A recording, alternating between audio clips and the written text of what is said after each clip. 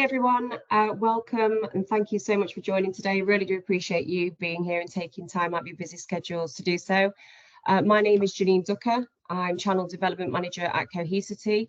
I'm responsible for managing channel partners across the UK and Ireland, and more specifically leading the relationship with our strategic partner Byte Software Services, who we're also joined by today. We've got a great session planned out for you. You'll be hearing from both Mike Andrews, Cohesity's SaaS Technical Lead for EMEA, as well as Joe Hepburn, Head of Data Management at Bytes, who will both be providing insights around the modern approaches towards cyber resiliency. We want to keep today's session as interactive as possible, so please do feel free to unmute yourselves throughout with any questions, or of course you can also pop any queries into the chat function and either myself or a member of the Bytes team will call those out at the end of the session. The presentation will run for approximately 1 hour, and at the very end we'll finish off with the 30 minutes wine tasting session, which admittedly is my favourite part, although I sadly didn't get any wine in the post because we saved those packs for your lovely selves. So I'll try and refrain from reaching into the wine cupboard as best I can, but I can't make any promises. We will of course still be available at that point to discuss any of today's topics in further detail. So again, if you have any questions, please feel free to ask away. We want you to take as much value out of today as you possibly can. So with that, I'll hand over to Mr. Joe Hepburn to get us started. Cool, lovely, thank you. Thanks, Janine, and thanks everyone for joining today. As Janine says, yeah, we appreciate that everyone's busy, so thank you for jumping on. In terms of my role, so I head up the data management team here at Bytes, and we work as a specialist overlay division to your account managers and focus on any technologies that sit in the data space. One of those areas is around data protection and data availability. And there's three kind of key drivers that we're seeing for customers in that area and have done for around 2 or 3 years now. So those three areas are modernization in terms of your approach to how you protect your data. And that can mean modernizing your data strategy, whether that's moving from disk and tape to a more hybrid environment and SaaS-based approach and cloud-based approach.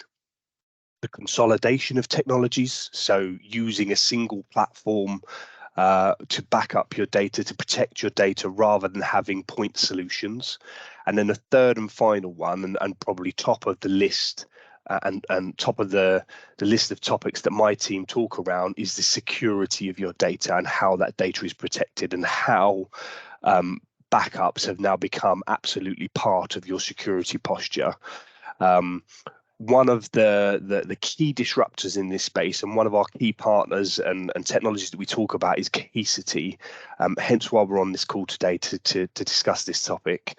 I'll let Mike go into the details, but yeah, we absolutely see them as a pedigree partner for these kind of new topics of conversation in the backup and data protection world. And hopefully today we can give you a view on some of that functionality. Mike, over to you. Sorry, I'm back in COVID land of not taking myself off mute, so apologies for that. Yeah, thanks, Joe. Look, I'm sure everyone's here really for the wine and not just me. But so this session, I'm going to talk specifically around DataHawk. I'm not going to bore you too much with slides, but I think just to set the scene, they are important in terms of telling the story. We will do a live demonstration as well during this event, so if everyone can make a sacrifice to the demo gods, because they are live demos rather than recorded, that would be appreciated. So my role at Cohesity is as the technical lead for our SaaS portfolio across EMEA. And today's focus really is going to be around our cyber resilience proposition and the ability to help organizations recover in the event of a cyber attack. Now, I'm conscious that there will be a mixed audience here from the list of attendees, those that know who we are and those that maybe don't. So I'm going to set the scene a little bit on who we are, where we kind of came from. I'm not going to bore you with the stats around revenue, number of customers and things like that. We'll go straight into the technology. What I will say is that we are in the top right of the Gartner Magic Quadrant. So for anyone that's interested in those kinds of things, we are there. We are validated by the likes of Gartner and GigaOm. But where we really started just over 10 years ago was that what we saw in the market was a couple of things. Really, backups and backup infrastructure and recovery infrastructure had not really innovated since probably the likes of data domain, and it was becoming quite complex for customers to manage, especially at scale. You know, if you think about the typical backup infrastructure, organizations would go and buy some software. They would then run that on media servers, master servers. Maybe they have some proxies there as well, and then some separate target storage. And then, you know, we're very much firmly in the cloud era now, which would typically be a separate product, separate management interface. So, you know, since I started, which is 4 years ago, there's two key reasons why organizations have invested in Cohesity. And number one is they're concerned about the cyber recovery capabilities in the environment. But the other aspect of that is that modernization piece and the ability to consolidate and reduce the amount of infrastructure that they manage. So the first thing that we do as a platform is we consolidate all those components onto one single platform. But actually what we enable is other use cases as well. And whilst this marketing slide talks about data protection, I prefer to talk about it as cyber recovery because, you know, data protection is great, but if you think about a ransomware attack, what we're really interested in is how quickly can I get that data back, right? We do enable other use cases as well, like disaster recovery, the ability to innovate and dev test much quicker by spinning up copies of data from backup copies. If you think about your backup environment, typically it's the one place in your environment where you store all of your organization's data. So our vision really is that we want to put that to some use and enable you to use it for things like dev test, but also drive analytics from that. So things like classification of data, you know, using AI to identify things within emails, for example, that you know may be attributable to a lawsuit. It's all about making use of that data as well as securing it. And what we do is we deliver this through a single UI. And I'm conscious that, you know, every time I've heard a vendor pitch from the other side, from being at a reseller, you know, they've talked about single pane of glass. We genuinely deliver a single interface for everything that we do, irrespective of the use case. But it all starts with backup, right? Because we want to put the data in the platform to be able to drive those insights from it. And traditionally, that's been driven through a hyper-converged approach, whereby customers would buy, you know, hyper-converged software, hardware, which would run in the environment and consolidate all those components that we talked about before. We have service providers that deliver our platform, and we also have customers that want to take software and run it on their own hardware as well. But what we saw during COVID was a number of challenges around supply chain constraints, deployment headaches. If you think about it, everyone was moving towards trying to enable remote workers. The complexity of hybrid environments, as we see more and more organizations move to cloud, and even those that were sort of a little bit cloud wary, we saw them move quicker to cloud during COVID so they could enable that remote workforce. And then this rising threat of ransomware, you know, this, you know, we've seen a tenfold increase in ransomware attacks. This is about a year old, so back in 2021. And it continues to increase. And the way that ransomware is continuing to attack data, it's not just trying to encrypt the data, it's trying to exfiltrate the data as well. So we really needed to raise the bar on how we did things. So as much as we talked about being able to deliver an on-prem solution, we as an organization now are very much hybrid in our approach. And that means that we deliver essentially a SaaS model as well. So that could be backup delivered as a SaaS service, but the components that we're going to talk about today are SaaS components that we can bolt onto that traditional backup environment that enable us to provide more security and compliance capabilities, to enable us to drive greater confidence prior to recovery, but also give extra data isolation capabilities. We see more and more organizations that are shutting down second data centers. And so we're providing the ability to drive a cyber vault just through a SaaS solution that's as easy to set up. You know, we genuinely can get that done within an hour's call. So I've touched a little bit on the cyber threats. And look, this is from Gartner. They talk about $10 trillion worth of cyber damage predicted by 2025. And actually, when we look at ransomware attacks, the damage to organizations is typically 10 to 15 times more than the ransom demand itself. There's one that's in the news at the moment, MGM, right? I think they're losing around $8.5 million per day at the moment whilst they get back and running. If you've not seen that, I'd encourage you to have a look at that. I'm not trying to scaremonger, but it's very interesting just to see the impact that that's had on that organization and their ability to function, to the point where, you know, the hotel guests are having to be escorted to their rooms to get in. And these types of incidents weren't really around in this way when traditional backup vendors first came about. And, you know, I use the term legacy not as a derogatory term, but because you have to earn the word legacy. But it's true that, you know, when other vendors in our space were built, the large bulk of them, except for the more modern ones, they didn't have to worry about this threat of ransomware and enabling customers to recover not just rapidly, but also protect the backup environment itself from this ransomware threat. I'm not going to go through that in its depth, but Cohesity at its core enables a number of things, right? There's a lot of words here. I'm not going to read through it. I'm going to just call out some of the highlights. But first and foremost, the buzzword that we get on every call is, you know, customers asking if we have an immutable file system, and we absolutely do, and there's nothing to enable there. What that means, for those that don't know, is that when the backups come into the platform, by default, they cannot be manipulated in any way. They are set in stone, and any access to the data that we make is via a clone of that data. But having an immutable file system by itself is not sufficient to build out a cyber recovery strategy, right? That just gives you the building blocks of which you can then base the recovery upon.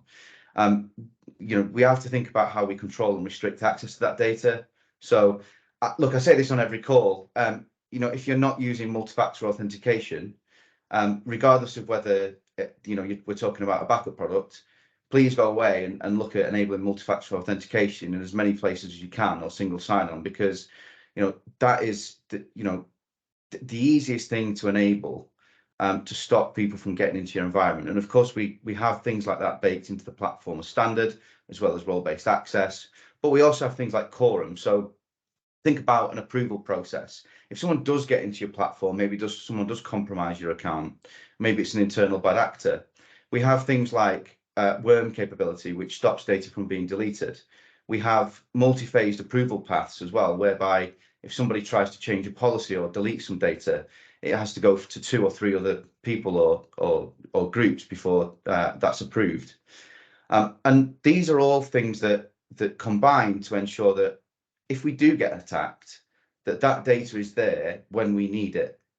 But the bit that really makes the difference, because every backup vendor should be able to do that now, is the speed in which you recover. And you know, I am very confident of the 4 years that I've been here that we have the fastest restore capabilities in the industry based on the proof of concepts I've been involved in. And that's just down to the unique file structure that we have. But also it's about identifying within those backups what is clean, so that we know that when we do drive recovery from a backup, that we're not reinfecting ourselves, and also understanding what's in that data. So being able to classify that data.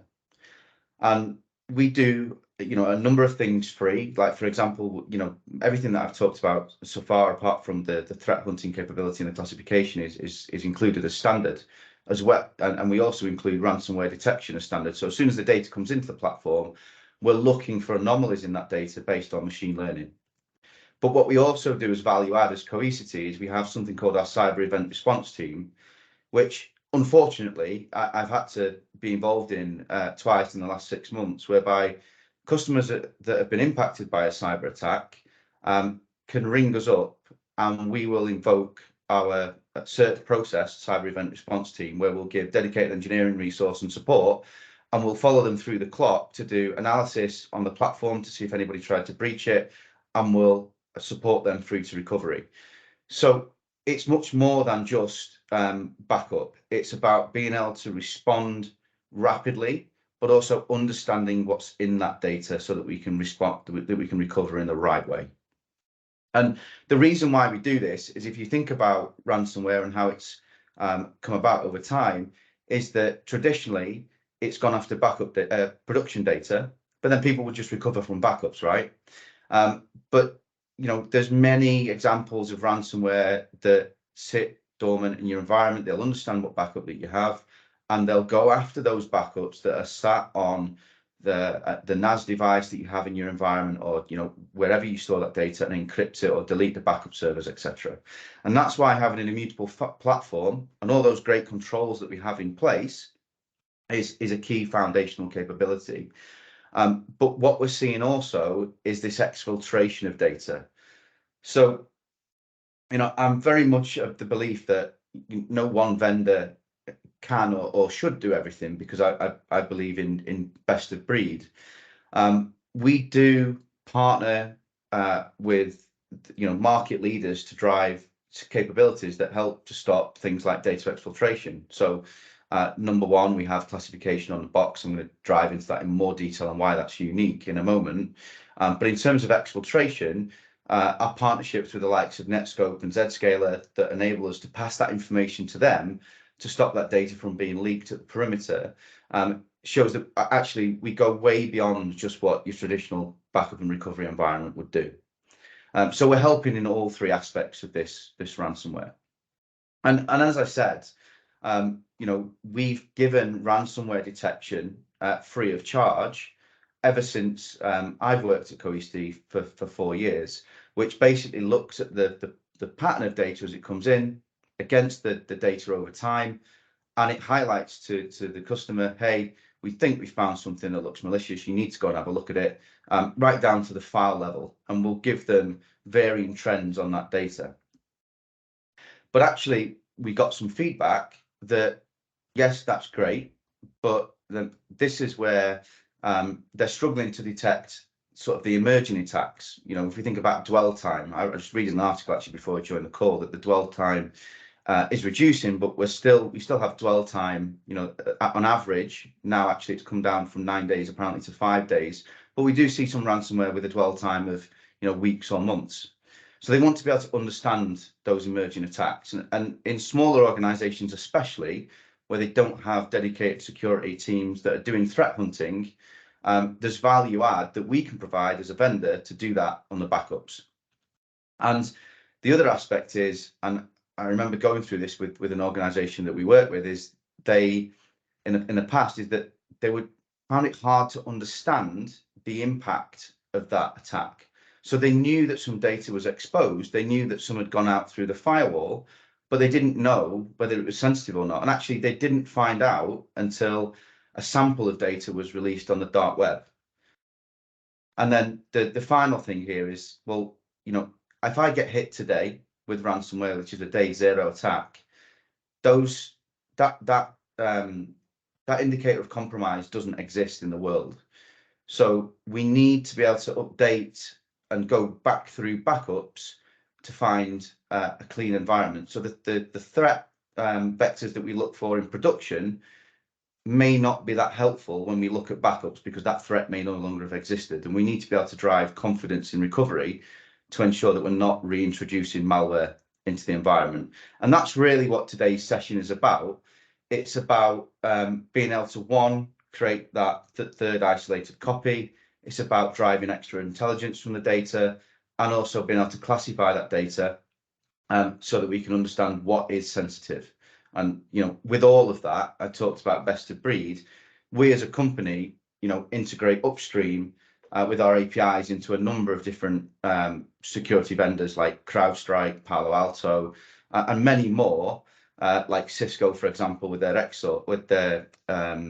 XDR capabilities, where we can, when they detect an attack, we will automatically kick off a new backup to kind of try and stop data loss. So we're doing lots of things that go upstream as well into the tools that already exist in your environment.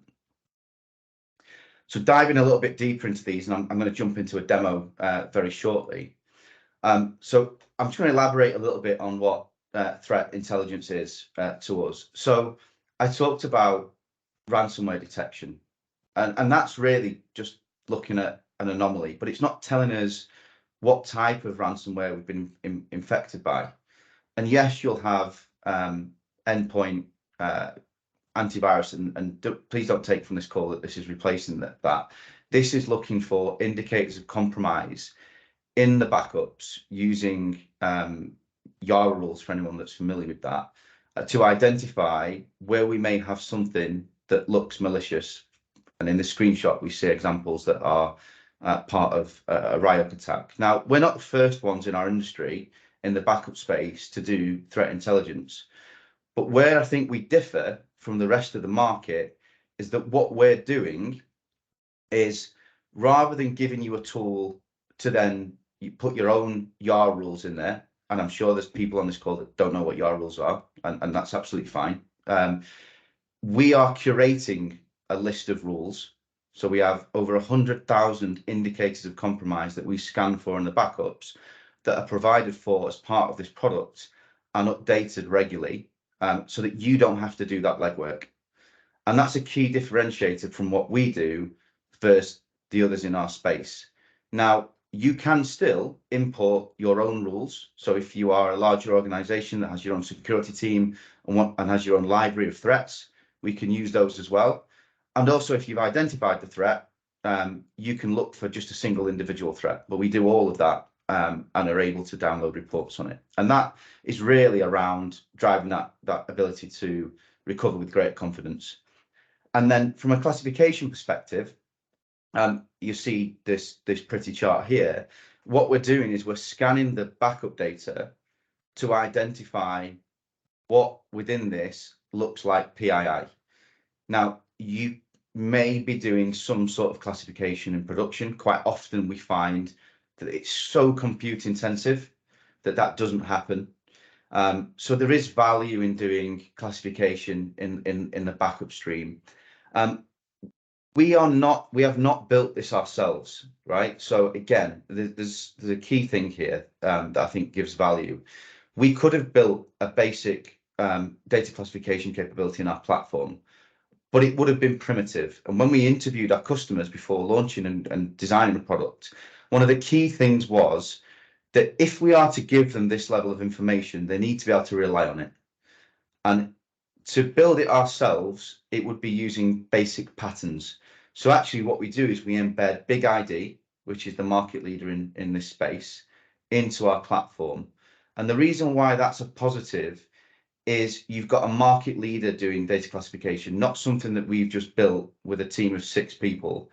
You've got hundreds of engineers that are dedicating themselves to doing classification in the right way. And I'll give an example of where that adds value.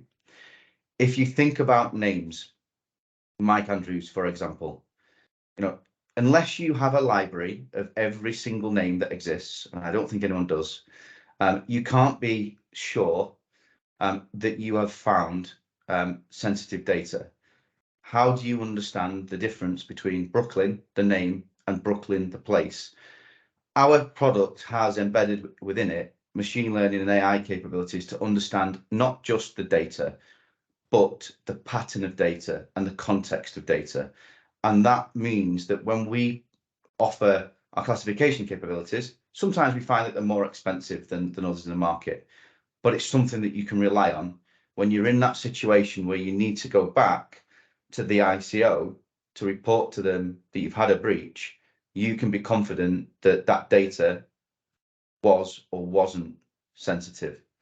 And that can be the difference between, a small fine or a medium fine. So I just wanted to get that across in terms of the differentiation, because there are others in this space, no doubt, absolutely doing this. So I'm going to drop out of that at the moment, and I'm just going to jump into a demo. So hopefully, I don't know if Joe, you can just confirm that the Safari screen is showing, just because we had a few technical glitches earlier. Yeah, that's all there, mate. Perfect. So this here is our anti-ransomware dashboard that we have, and you'll see that I'm just going to change it because I think that colour scheme messes my eyes a bit. There's backups here that we've done that we've identified as being malicious through our ransomware detection. And if we jump into these, we show the impact of data over time. So we're showing, hey, a number of files changed here, some were added, some were deleted, and we can look here at these trends broken down individually. I'm not going to go into these in too much detail, but we're giving you insights here into the data to help you get some kind of understanding of what may have happened in that backup to trigger this anomaly event. And then on top of that, we're giving you the files that are impacted as well, and we can filter that out by modified and deleted, and we can enable you here to recover or download. And we've actually got smarts built into the product so that if we think it's an infected file, the default action is for us to download it. So you download it into an isolated environment rather than recover and reinfect. And then on top of that, this is where we're doing the classification scan. So a couple of things. If we detect something that looks like ransomware, we automatically kick off a data classification scan. So if you've not scheduled that yourself, we will automatically kick that off. So that when you need to come to it, it's already there. But of course, you can yourself run these on demand whenever you wish to as well. And if I dive into this, what we'll see is that here I've got some high sensitive stuff that essentially looks like exposed passwords. And I can download a report on that, which would give me the files. It will give me the pattern that they've matched against. It obviously won't give me the specific data. So for example, if there's a credit card number in there, it's not going to list the credit card number. It's just going to give me the pattern match. So that's on you to dig into that, but we don't provide that because that's sensitive. Now, how that works essentially is within our platform, I've got a base pattern here, or a base policy, but we have built-in patterns. So there's 235 built-in patterns. So things like email, token keys, and if you look here, I'll just zoom in a little bit, full name, which is very hard, as I said, for you to do, or near impossible to do without any kind of leading edge platform with AI ML. So you can build a policy based on any of these rules, but also you as an organization might have rules that are specific to you. You might have your own unique identifiers for your customers, in which case you can create your own patterns as well. But you can also tweak the patterns that we have baked into the platform. So it's extensible in terms of what it can do. But one of the key things that we wanted to ensure with the classification is that we gave you the capabilities out of the box so that you could get up and running with, common patterns. For the threat intelligence piece, again, you'll see here, and forgive me, this is a demo lab, so you will see some failures and some successes. What we do here is we can run a scan, again, on demand, which would look at backups that say, this virtual machine, this environment included something that looks specific to this type of ransomware. Now, as I said, what we do is we curate, and I'll go through this workflow, is we curate a library of threats as part of the platform. So if you see here, I'll just zoom in a little bit. There are over 110,000 indicators of compromise that are baked into the platform that you don't need to concern yourself with. We'll update them automatically. But also, if you want to, you can add your own threats within here, and we can look at both our threats and the ones that you provide, or you can just go down to an individual threat if you want to. And the difference between this and the base ransomware detection is, in this instance, we're looking for very specific examples of ransomware, malware, and the type of it. And often, if we once we've gone through the attack and we've understood how that attack happened, what you may find is that rather than looking for the full 110,000 indicators of compromise that we provide, that you might want to narrow it down to a single YAR rule to find instances of what you were specifically impacted by. And the reason for doing that is that the scans will happen quicker, because rather than looking for 110,000 things, we're looking for one, for example.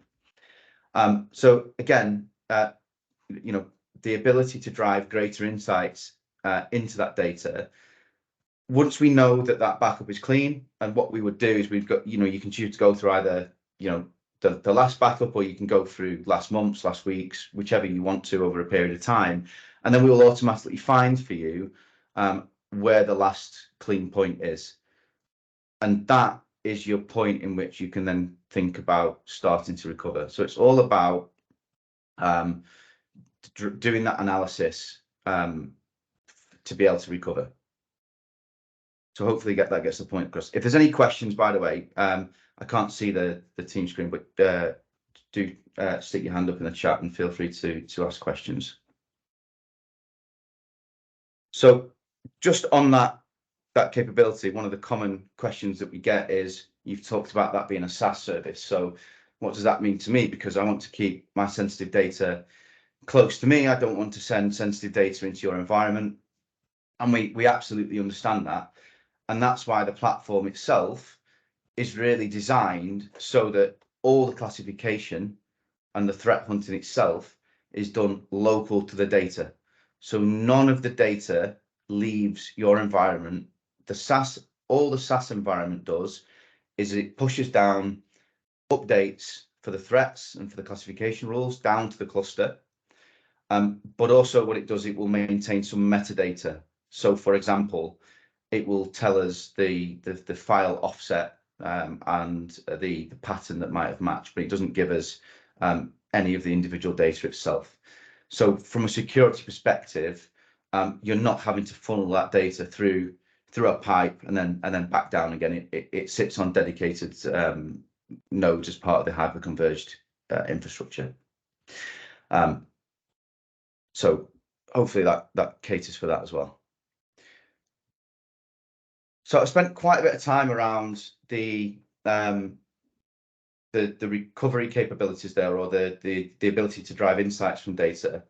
But one of the other things that I talked about at the beginning of the call was that need as well to be able to isolate data. And we see more and more organizations that have reduced the data center footprint, or they just want to put a copy of data completely outside of their environment and have a modern cyber vault. And the reason for that is, we talked about sophisticated ransomware attacks, and I'm a big believer in the 3-2-1 rule: 3 copies of data, 2 across different media, 1 off-site or immutable. Well, with us, they'll always be immutable, so you could have 2 or 3 copies that are immutable. But we need to be able to think about, natural disasters, outages, any physical damage that may happen to backup copies, and internal bad actors as well. And as much as we've talked about internal processes, we can't 100% rule out that the capabilities that we have in the platform, if enough people want to do something maliciously, or things have been set up badly, then there's a possibility, right, that somebody could try and delete that data. And so we're still seeing this need where organizations are asking for us to keep a copy of that data completely air-gapped. And if we think about it traditionally, air-gap would mean tape. Sorry for anyone that's using tape on the call. It does still have its place, but I'm not a huge fan of it, because the recovery times are very slow. It is very cumbersome. Granted, it will work for some. And local backups, yes, very fast, but it's not an air-gap. So what we saw typically in the market was that for those organizations that wanted a proper cyber recovery, cyber vault solution, they would either go to tape, which, as I said, is manual. You'll miss SLAs, with the cloud stuff, right? Azure and AWS don't have tape as a service, so it's not something that is cloud ready. Some vendors will offer a self-managed data vault, us included, so a completely air-gapped, off the network, second or third copy of data, which up downs the ports when required. The thing is with that is it can still be complex, because there's professional services required. If your workload changes, you need to think about how do we need to change that, the uptime of the ports. Also upgrades, right? If it's completely air-gapped, do you want to send someone on site to do the upgrades? So ultimately, there's a high cost associated with a self-managed vault. And so really, there's a gap in the market, we felt, to be able to do this with a lot more simplicity, which was the ability to provide a vault in the true sense of the word, which is delivered as a managed service.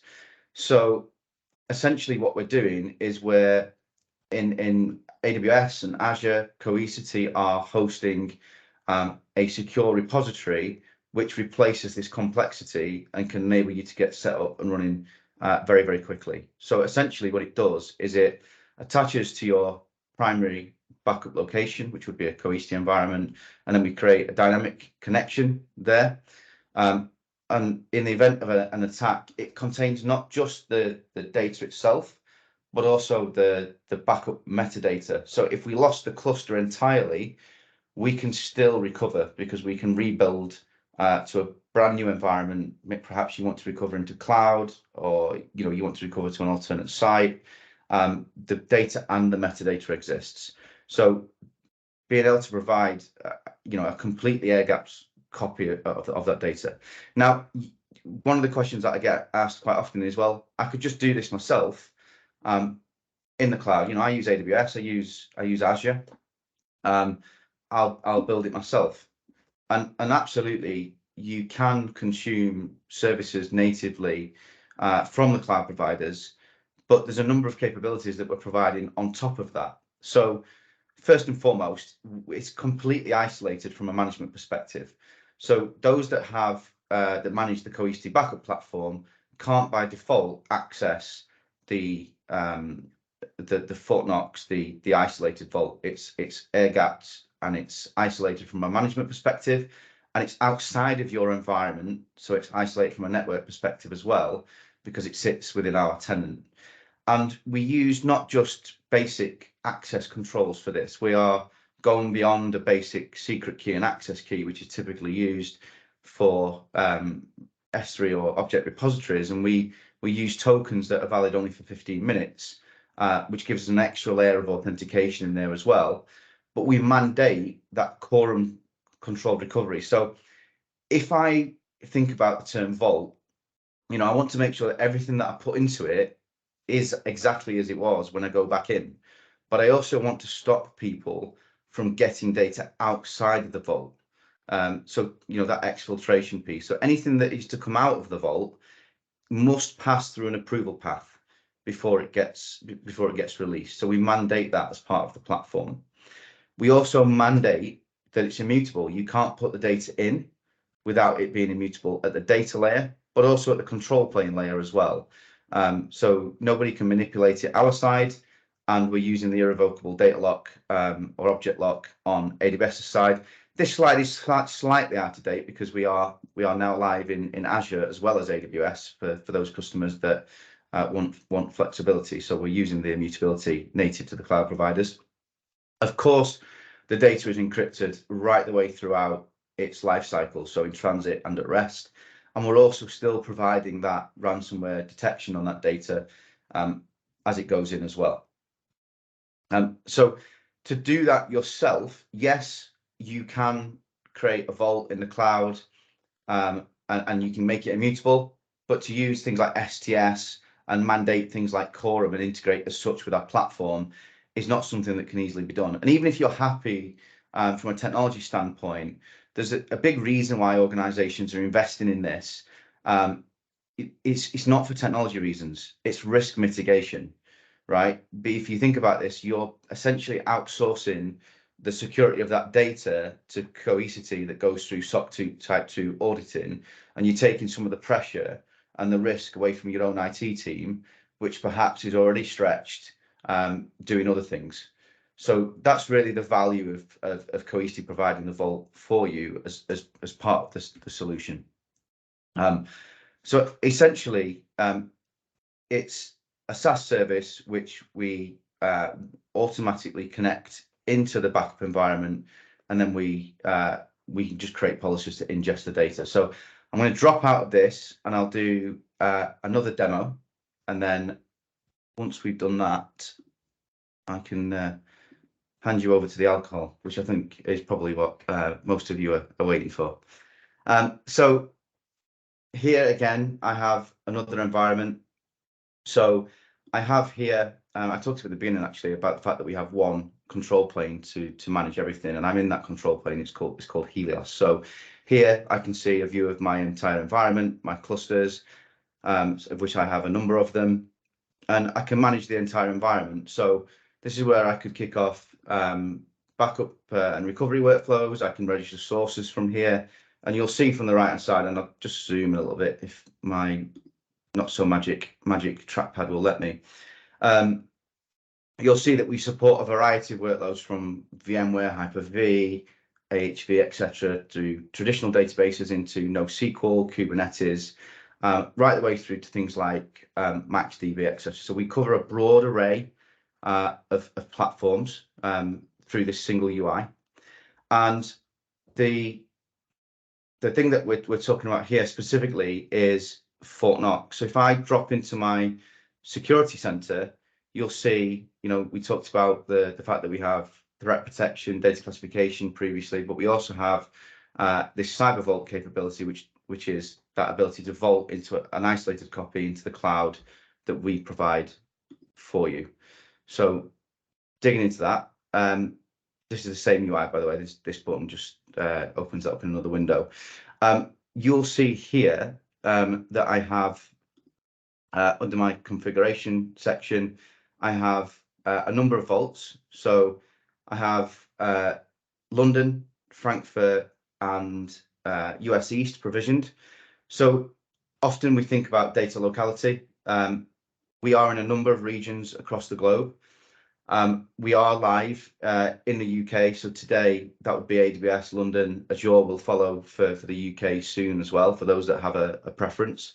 But essentially, we have 2 tiers of storage, which accommodate 2 different use cases. We have a warm tier, which gives us the ability to recover the data with immediate access. And then we have a cold tier, which is kind of a delayed access. So it's more cost accessible, the cold tier, but to get to that data, there's a delay of up to 5 hours for that data to start to be processed. So we offer both, similar really to how you think about cloud storage, where you have S3 standard, which is available immediately, and you have Glacier or archive storage in Azure. We provide the same capability to allow you to choose the right cost profile for your requirement. But in both instances, they'll have all the features around immutability and security, etc. So you're not limited through your choice outside of that ability to recover as quick. So the process for creating a vault is very straightforward. We would give it a name. We can create multiple vaults per region. We would choose a region. So let's say, for example, I have a Tokyo office. I don't have the license here for the cold tier, so we just automatically choose warm. But one of the things that I want to get across here as well is that we are happy to manage the keys for you. But if you want us to manage, the keys yourself, for those that are AWS customers, you can manage those keys using your own AWS KMS. So maintaining control of those keys is available. I speak to lots of customers. Some customers see value in us managing the keys because they think, well, if I've been compromised, Cohesity manages the keys, and so I know that those keys won't be compromised. There's the other thought process that is, well, I want to manage the keys so I know everything that's going on. And if I want to leave Cohesity, then I'm able to then revoke those keys. So I'm not here to tell you which is right or wrong, but there's a choice there ultimately that your internal governance team would make around that, and we offer both essentially. So we have a ability to define a vaulting window. So like a traditional cyber vault where you create a window of opportunity for the data to go in, we can create that. We're still using advanced authentication irrespective. But one of the things that I wanted to showcase was the quorum recovery capability. So if I just for a moment decide that I want to kick off a recovery, and you'll just bear with me while I work out which cluster this data is on. Not that one. So give me a second. I think it was on here. You can tell it's a live demo. because I would be slicker otherwise. Okay, so I'm just going to recover an AWS workload. So I think in here I have something protected. So here we go. So I'll choose this virtual machine.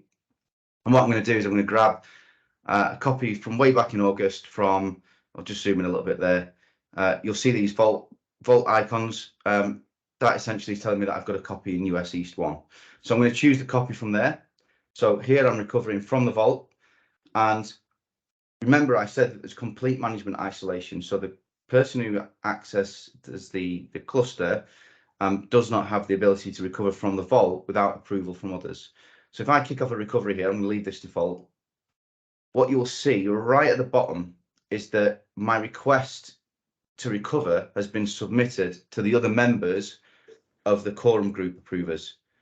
Now, I am an approver, so it's been auto-approved on my behalf, but for that recovery to take place, those that have access to the vault, and I have access to everything here, right, because otherwise that would be a really rubbish demo, but those that have access to Fort Knox vault, they would see here a pending request. They would get an email notification as well to say, hey, someone's tried to do, in this example, a recovery. You may want to go and have a look at it.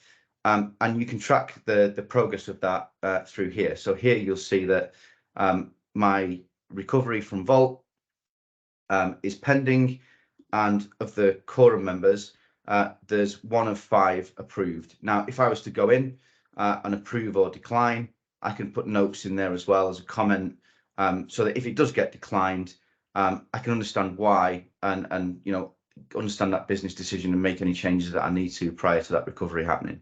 So we actually mandate that any data coming from that vault, that particular process is mandated, just to be crystal clear. But quorum itself is a very strong security capability that enables us to go way beyond that. And we do see other vendors talk about things like, 2-person authentication on capabilities. And what we find is that when we get to proof of concept, it's very limited in scope, and it's typically focused around backup constructs, right? So, maybe reducing the policy length or deleting a backup. But actually, if we think about it, there's much more to an environment that is required to enable backups to run. So, we have, things like identity protection, identity providers. We have the ability to change KMS, create new VLANs. I don't know how many results there are here. But we have a significant list of capabilities that are baked into our quorum procedure that mean that we can pretty much put most of the things that we do under a quorum approval path. So, moving away from just focusing on those backup and recovery capabilities, but actually restricting the infrastructure itself so that if an admin tried to delete a VLAN, which would take the backup environment offline, that cannot be done. So security runs deeper than the core constructs than we often think about, essentially. And that would include things like adding new users, etc. And in terms of the approvers, well, we can choose to have all members approve it, or we can have a minimum number approve it. And then there's an automatic workflow after a specific time as well. So typically what you may want is after a certain time, I want to deny those operations. And we support multiple quorum groups so that in your security profile, you may have some things that are deemed high risk. And so you might need 3 or 4 approvers. And then you might have other aspects that you yourself think, well, I want to put a check and a balance on it, but I don't want to actually get in the way of my job being done. So it's really flexible in terms of how it can be delivered to ensure that you as an organization are secure without compromising agility, which I think is an important aspect, which is often overlooked, right? Because it's not just about putting procedures in place, it's the impact of those procedures and whether they make sense. So it is really agile in terms of how that can be delivered. So just to wrap that up, essentially What that vault is giving us is the ability to create a cyber vault pretty much instantaneously. I mean, genuinely, it takes about 5 minutes to spin up the vault. Typically, the end-to-end engagement is an hour to get the first lot set up, and then we will obviously do follow-up calls to check progress. But it's very, very simple to get a vault set up and running, whereas typically the time to value for these kinds of things can be months due to the professional services engagements required. All that security is baked in, not just the security capabilities we talked about for the vault, but think back to that pyramid that I showed, which aligns with NIST, which gives us additional security capabilities as well. Very much as an organization, the majority of our investment goes into security. We think about ourselves not as a data protection vendor, but as a cyber recovery vendor. And essentially, by having that air gap, no matter what has happened, you can ensure that there's an isolated copy of data that's available to recover from. Now, that's all from me. I'm happy to take any questions in the chat or unmute yourselves. What I will say is that from our perspective, that is a brief, very brief, actually, snapshot of what we do. And so for anyone that does want to dig deeper into that and more specific to their environment, please do get in contact with Bytes, where we can have a more tailored conversation, but also enable free trials, proof of concepts of these capabilities as well. So from me, that is everything. I don't know if there's any questions in the chat. Thanks, Mike. It looks like we've got a bit of a tough crowd. We haven't got too many questions coming through at the moment, hoping that the wine might warm people up a little bit more.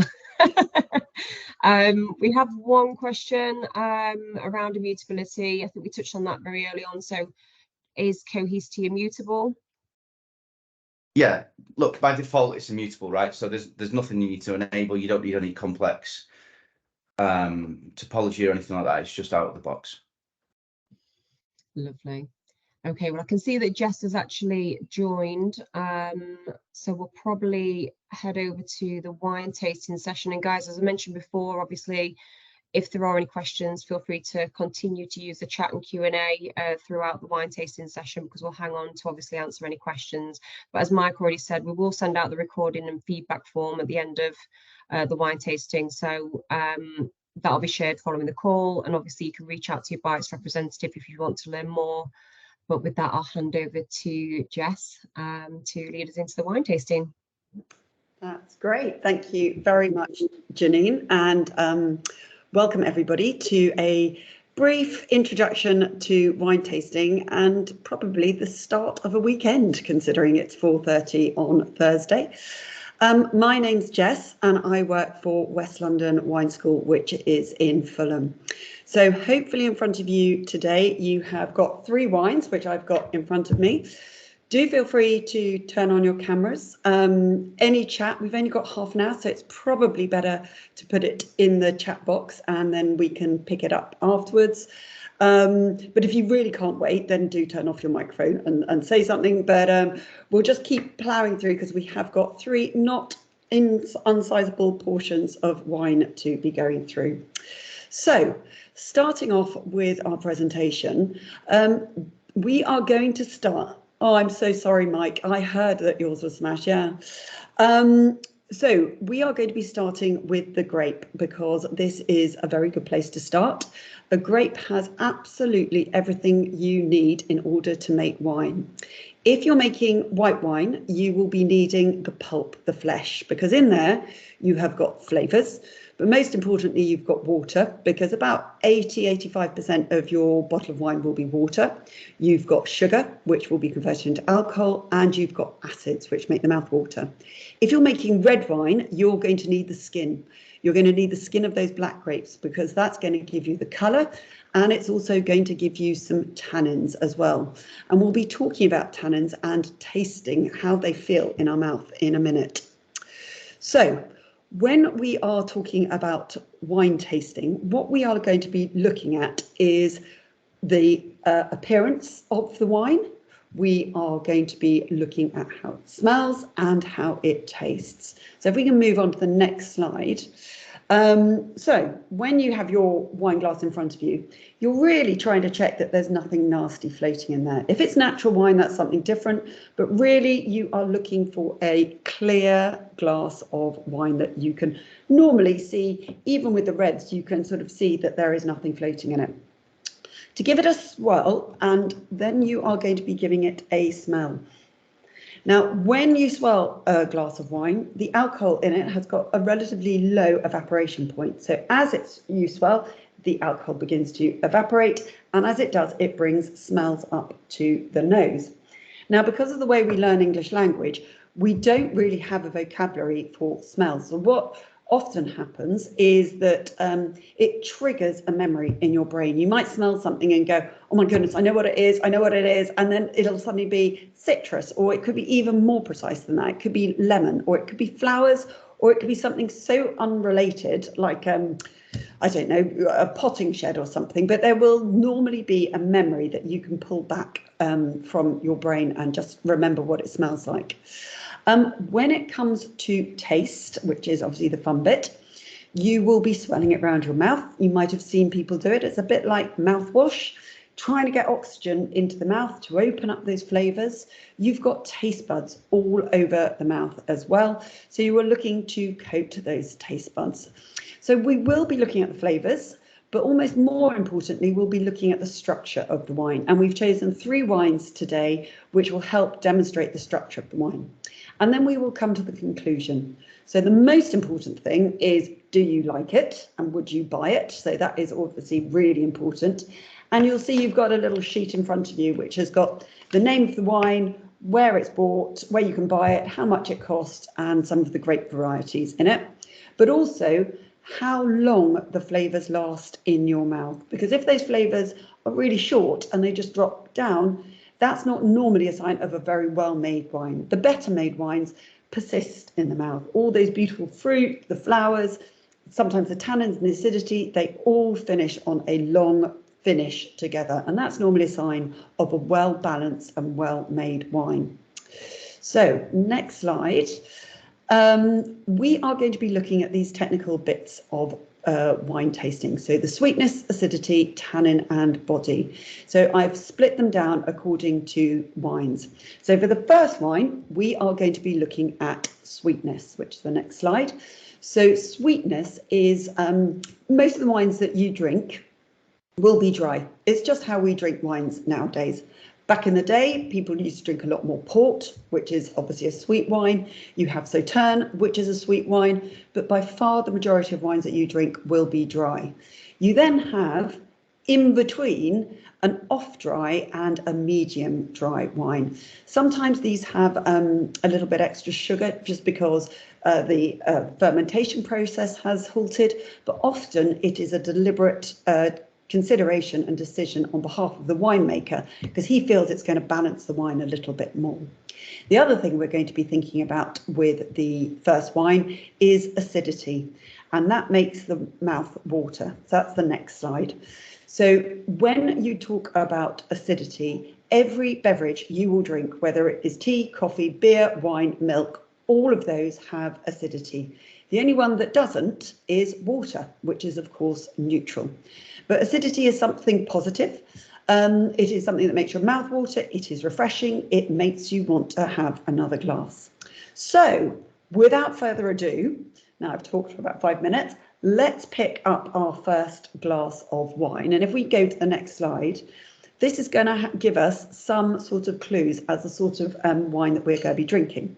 So this wine, if you look at that picture in front of you, you're going to see fruit, you're going to see flowers, you're going to see spices, tropical fruit, stone fruit, honey, and even Turkish delight. This is what we call an aromatic wine.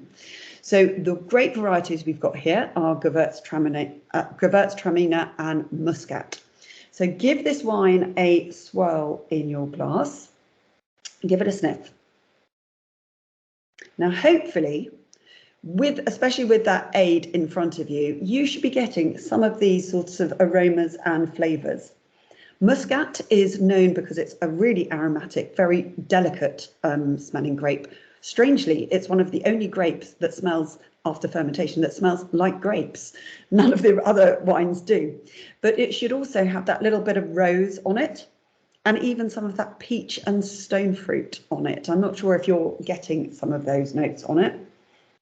Now, the Gewürztraminer is what is called, Gewürz means spicy in German, and often people have a little note of ginger on this wine as well.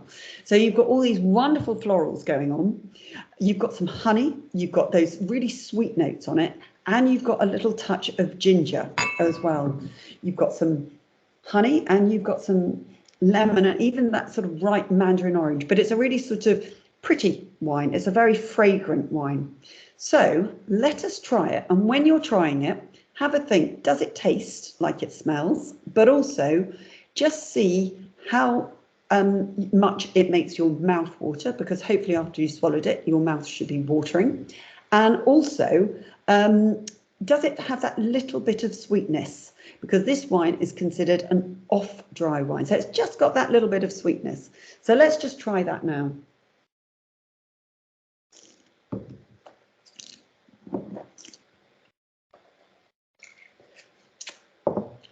So do write in the chat, but hopefully I'm finding it a bit difficult to talk at the moment because my mouth is really, really watering. You can really start to feel that acidity down the sides of your mouth. You should also notice that it doesn't end in a dry style. It's just a really, it's not overly sweet. It's just got that touch of sugar, which is going to balance those flavours, because it is quite a tropical flavoured wine, but it has still got that acidity to lighten it up, and it has got some sweetness as well. So this wine comes from Spain. It's grown on the Mediterranean coast on the east of Spain near Barcelona. And it's grown up in the mountains. So it's quite cool here. And that makes it, gives it a beautifully light body. So when you're trying it in the mouth, it should feel quite light. It's not a sort of an overpowering wine. It's only 11.5% alcohol. And it's the sort of wine that would go brilliantly with Thai food. It's got enough flavours that it would be able to withstand that sort of the coriander spice, maybe even a little bit of chili, and the sugar in the wine. Just that touch of residual sugar really, really helps to balance that wine too. What did you guys think of it? Did you enjoy that wine? Just as a sort of a warm up with an aromatic wine? Please do write that in the chat. Is that somebody saying something? It's very light. It is very light, isn't it? Very yeah, light. Very light. Very delicate flavours. Yeah, very delicate flavours, but perfect for perfect for a Thursday afternoon just to kick off. But it should give you a feel of the aromatics as well that are possible in a wine, because the next wine that we are going to, which is the next slide, is going to look at two other things. So to the point about it being light, we're going to consider a wine that's got a little bit more body to it. So when we talk about body in a wine, it is nothing to do with quality. It's not the same as flavour. Often what you find with body is it is related to alcohol. The more alcohol, the more body it has in the wine. So on the next slide, we just have a way that we often look at wine, and we often compare it to milk. So that last wine we had, I would say it is probably like skimmed milk in the mouth, i.e. it is very, very light in the mouth. Full-bodied is one that really coats the mouth. It doesn't necessarily feel fatty, but it just has a real presence in the mouth. It has a weight in the mouth, and that is something that alcohol and sometimes sugar gives it too. And then a medium-bodied wine is what the majority of wines we have. And they're normally between 11.5 to about 13.5, 14% alcohol. So the next slide, we're also, with this second wine, going to think a little bit about oak. Now, oak is something that is used on a white wine quite often to give that white wine extra flavours. It is a decision made on behalf of the winemaker that that wine is robust enough. It's got its own flavours and aromas, which would be favourable to oak aging, because you see from this slide that oak actually can give the wine quite a few flavours. You've got some spices such as vanilla and clove, often cinnamon. You've got toasty notes as well that you might get. Sometimes it goes to a cigary, tobacco-y note. It can be nutty, it can be coffee, it can be coconut, just depending on what sort of oak is being used. But you wouldn't use oak on that wine that we've just tried, because that wine that we've just tried is, number one, too light, and number two would be those delicate flavours would clash with these sort of vanilla and toast notes. But the wine, or the grape variety, which is very famous for its ability to be compatible to oak, is a grape called Chardonnay, which is the next slide. So Chardonnay is grown all over the world. We grow a lot of Chardonnay actually in the UK, and in the UK it goes into sparkling wine very often. There it doesn't actually see so much oak. But one of the places which is most known and is the Chardonnay's spiritual home is in Burgundy, in central, northern, or central, well, really central France. And the next wine that we are going to have is a Burgundian Chardonnay. So first of all, if you see it's a white wine and it has Burgundy written on it, it often won't have the grape variety Chardonnay written on it, but it will have to be Chardonnay. The rules of Burgundy state that if you are going to make a white wine, if you're going to put Burgundy on the label, it has to be 100% Chardonnay. If it's going to be a red wine, it would be a Pinot Noir, and you cannot go outside of those rules. So a Chardonnay is known as the winemaker's grape. It is not an aromatic grape, it's more neutral, but it has more body to it and it has a little bit more weight to it. And so it seems to pair really, really well. So let's pick up this second glass and give that a swell. Well, first of all, you can see that there is nothing, well, hopefully I can't see all of your wines, but there should be nothing floating in your wine, so it should be lovely and clear. So give that a swell and just start to smell that. Now, compared to the other wine, which you really had to stick your nose in, this has got more, it's got stronger aromatics to it. So I'm smelling it a little bit higher up in the glass. And also, I'm not getting so much fruit and florals. I'm getting a little bit more of the oak notes. So yes, if you look at that picture, you would absolutely get some of that peach and that like almost pineapple-y. It's almost got a tropical note to it. But can you guys smell a bit of the vanilla, a bit of that coconutty vanilla-y note? I wonder. That is definite oak on it. It also has a sort of an almond marzipan nuttiness to it as well. Are you getting that? You're all being really quiet. Are you all drinking your wine and you're just drinking so much that you're not able to put the glass down to type? But you should be getting a wonderful balance of sort of stone fruit and tropical fruit. Then this is just on the nose, and then you should be able to sort of smell a bit of toast, a bit of coconut, a bit of vanilla, and a little bit of nuttiness. And those last 4 things are very much from the oak barrel, because this wine uses what we'd say is 20% new oak. It's not all aged in oak, but 20% of it is aged in oak. So I'm sure you have done already, but let's give this a try. Cheers.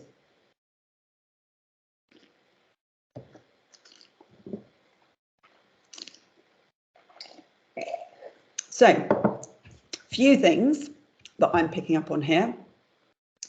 Number one, my mouth is watering again, even though it's got that ripe fruit on it and it's got oak, you can really feel your mouth watering with the acidity. So it's lovely and refreshing. Other things that I would remark on with this wine, it's got more weight in the mouth than the first wine. This would be a much better wine with more robust food because it's got more texture to it in the mouth. It's got acidity And it's also got really lovely fruit and oak, which are really well melded together. They're really harmonized together.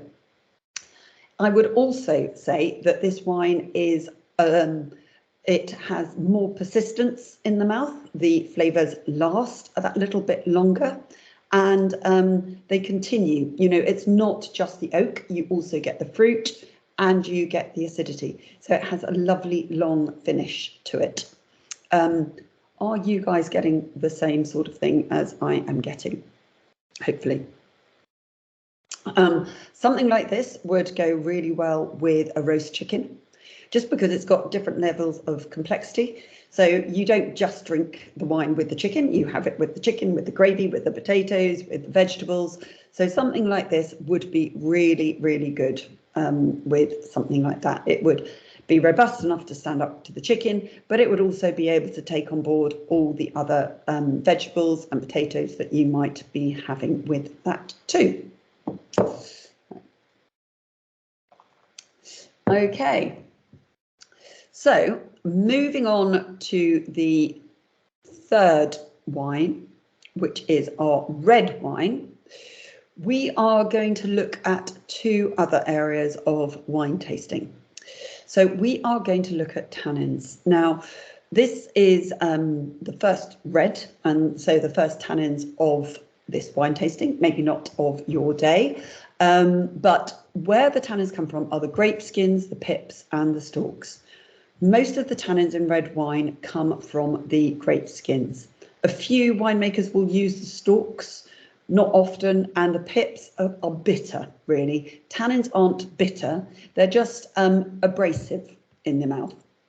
But it's a natural preservative, hence you have a tannery where you have the leather making, because that is a preservative, but it gives the red wine structure, just as the acidity gives the white wine structure.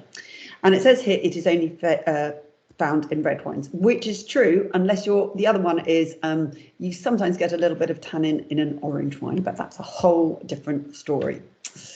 So when you are going to try this next wine, we are going to be looking for tannins around the mouth. They will be feeling drying. You will get some acidity because, as we said, all beverages apart from water have acidity, but you will also notice it drying. So on the next slide, the other thing that we will notice with this wine is it's slightly older. So this wine has 5 years of age on it, and that is going to make a difference to how it tastes, because when a wine gets older, the flavors change. They, first of all, if it's a red wine or a white wine, they go to more sort of cooked fruit, and then they go to more dried fruit.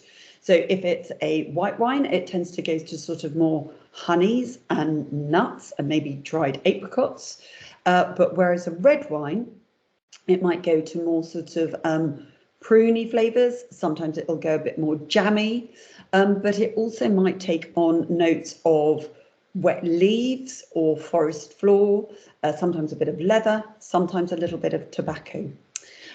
You can age a wine in oak, as we've discovered with our white Chardonnay. You can, if you don't, oak barrels are quite expensive. They are about £1,000, 800 to £1,000 a barrel. You can only use them once or twice before they sort of run out of their ability to give the wine flavour. So some people just use like a massive tea bag and put oak chips in it and dip it in the wine, which is a cheaper way of flavouring big barrels of wine. If you don't want any flavours in a wine at all, you can age it in steel, glass or concrete, and these are neutral. But once you started aging in a bottle, because you often need the wine in a little bit in bottle, it will then further develop. So the aging doesn't just take place in the vehicles that the winemaker's chosen, it will then continue on. So one of the questions that's often asked is, what is best to age it under, cork or screw cap?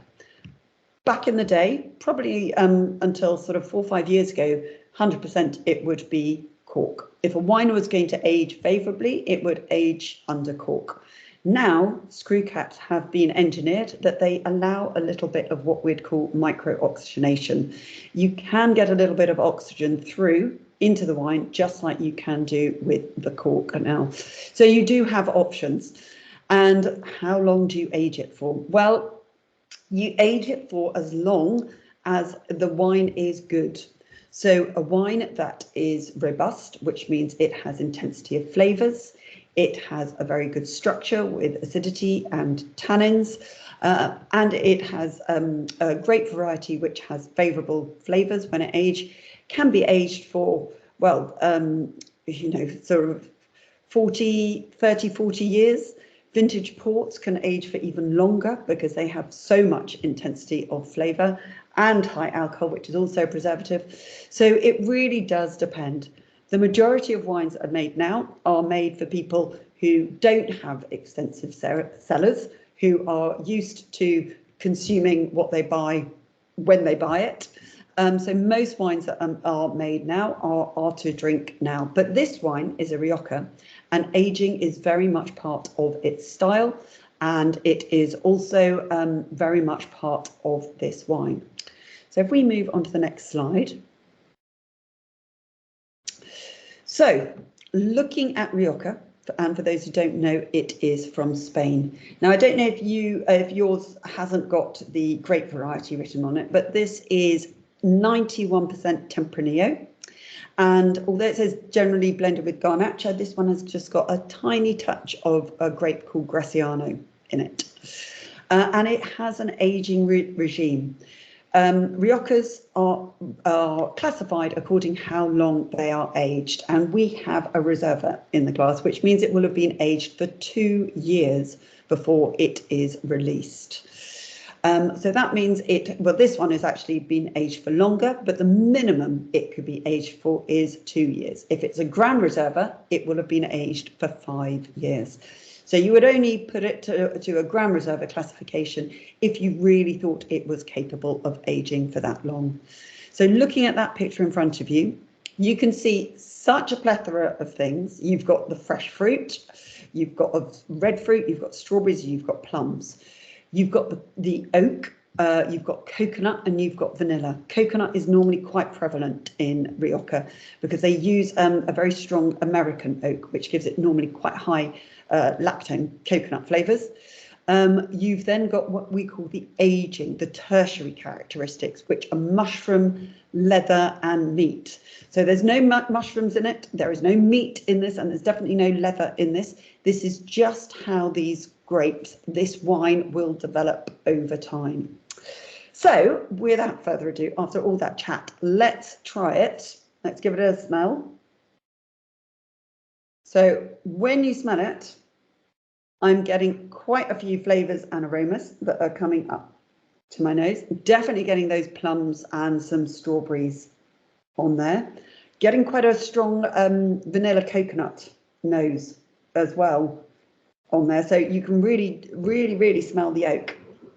And all this wine has been aged in oak, 50% American oak and 50% French oak. So you've got that wonderful combination of vanilla from the French oak and coconut from the American note. And if you think about it, you're starting to go towards that mushroomy forest floor, wet leafy note as well, with a sort of a pruny note, which is just the first signs of it showing some sort of age.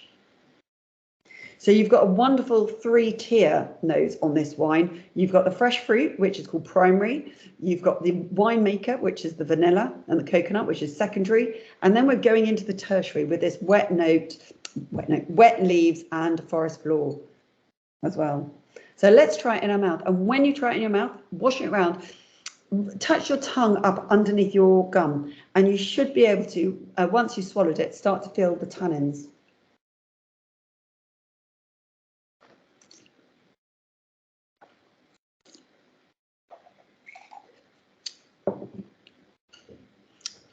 So you've got that lovely sweetness of fruit. Again, I'm like starting to find it difficult to speak, but I'm starting to find it difficult to speak because it's got brilliant acidity, especially considering that it's been aged in oak for 5 years. So you've got a wonderful freshness of acidity. You have those tannins as well. Can you feel that your mouth is slightly drier than when you were having those white wines? Your tongue is sort of sticking to the roof of your mouth, and that is the tannins attaching themselves to the proteins in your mouth. The whole point of that is this is when you should be, if you haven't already, tucking into some lovely mature cheeses or something like that. And then those tannins will start attaching themselves to the proteins in the cheese, and they will leave your mouth refreshed. But again, we've got a really, really long finish on this. I'm going to have to try this one again because we've got so many different flavors going on.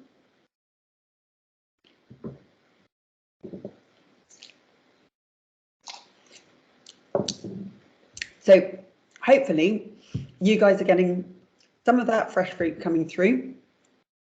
You're getting those notes of vanilla, but you're also starting to go towards that forest floor, wet leaf, that sort of leathery, meaty note as well, which is a lovely, lovely end to this wine. So Spanish wine tends to be incredibly good value, and this wine is £17.50, which when you think about the complexity and what you're getting from it is always very, very good value from Spanish wines.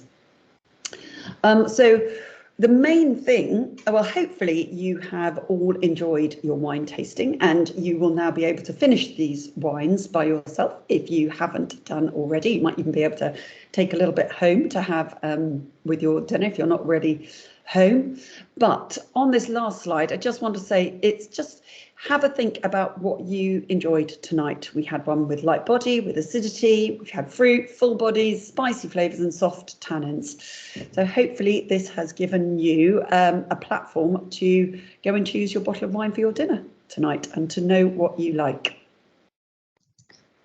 And do put any questions in the chat as well.